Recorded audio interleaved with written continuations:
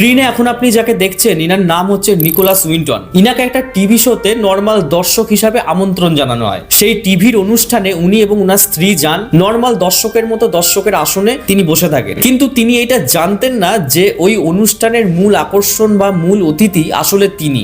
ঘটনাটা হচ্ছে নিকোলাস উইন্টনের স্ত্রী একদিন তার অ্যাটাচিটা খুলে দেখেন এবং ওই অ্যাটাচির মধ্যে একটা ডায়েরি ছিল। সেই ডায়েরির মধ্যে তিনি দেখতে পান সেখানে অসংখ্য শিশুর নাম লেখা। ওগুলো সেই শিশুদের নাম যাদের তিনি 1939 সালে হিটলারের শাসন এবং হলোকাস্টের ভয়াবহ সময়কালে প্রায় 600 থেকে 700 জন শিশুকে মৃত্যুর মুখ থেকে বাঁচিয়েছিলেন। এইবার সেই টিভি শো এর সঞ্চালক একে একে ওই ডায়েরি থেকে নামগুলো পড়তে শুরু করেন। তারপর হঠাৎ করেই তার নামটা প্রকাশ করেন এবং বলেন যে এই মানুষটি সেই নায়ক যিনি ওই সময় এই শিশুগুলোর জীবন বাঁচিয়েছিলেন, এবং সবাইকে একসাথে হাততালি দিতে বলা হয়। কিন্তু সব থেকে গা শিউরে ওঠার মুহূর্ত তখন আসে যারা ওই পুরো হলটার মধ্যে জোরে জোরে হাততালি দিচ্ছিল তারা সবাই হলো সেই শিশুগুলো যাদেরকে তিনি একসময় বাঁচিয়েছিলেন। আজ তারা বড় হয়ে তার সামনে হাততালি দিচ্ছে। আপনি একবার কল্পনা করুন যে সেই সময় নিকোলাস উইন্টনের মনের অনুভূতিটা কেমন ছিল। সেই সময় নিকোলাস উইন্টনের চোখ দিয়ে জল বেরিয়ে আসে। জীবনে একটা এত বড় অসাধারণ কাজ করার পরেও তিনি সারা জীবন বিনয়ী ছিলেন।